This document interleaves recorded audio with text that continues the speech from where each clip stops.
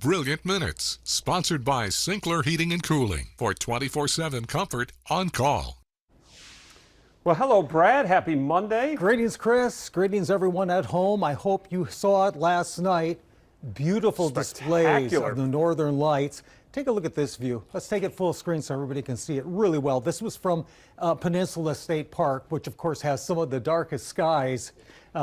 Full screen? Here in there we East go. There you go. I mean, just gorgeous. A lot of green, some magenta in there, but just gorgeous. Have a couple others for you as well. Again, a lot of green, some magentas there. Tanya Atkinson from Suamico. Tanya actually works here. She works in the sales department. Beautiful view out over the bay there last night. Here's another view from Legend Lake. And I think there's one more here. Yes, you can see how expansive they were last night. Now, the little app that I have on my phone, last night was going off crazy, Today, very silent. So can't guarantee there'll be any tonight, but if there is, we'll send you a push alert on that, okay? All right, on to the next topic. Chris, it's terribly dry. A lot of lawns look really parched around northeastern Wisconsin. Here's some data I pulled up from the National Weather Service. This is statistics for Green Bay. August 1st through September 15th, roughly a 45-day period. Normally we would pick up just over 5 inches, but this year, just a little over half of that, 2.67 inches. That's a deficit of 2.38 inches. I have some other area rainfall totals for the same time period from August 1st through today. And you can see, especially the southern half of the viewing area, not much rain. Poor Oconto, only 1.43 inches. Kewaunee and Manitowoc, only about 2.4 inches there. Notice the far north has been a little bit closer to normal, but not good. One thing we have to start worrying about, Chris, is this coming back? Fire danger, right? Because we're getting into the season where you have a lot of drying grasses and leaves and everything else. So as of right now, we're in the low risk category, but that may change in the coming days and weeks, so we'll be watching that. And then one other thing to think about.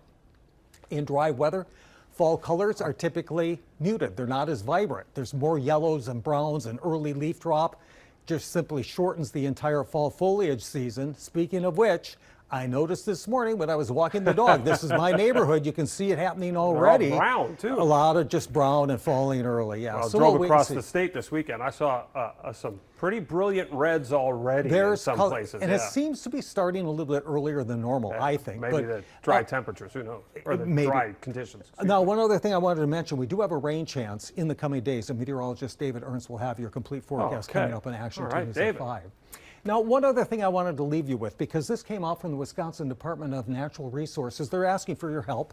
Watch for reptiles and amphibians on Wisconsin's roads this fall. They're not asking you to necessarily be on the lookout, don't run them over, which is always a good idea, by the way, as long as you aren't endangering yourself. But they want you to report turtles, frogs, salamanders, lizards, or snakes crossing the road during this time period.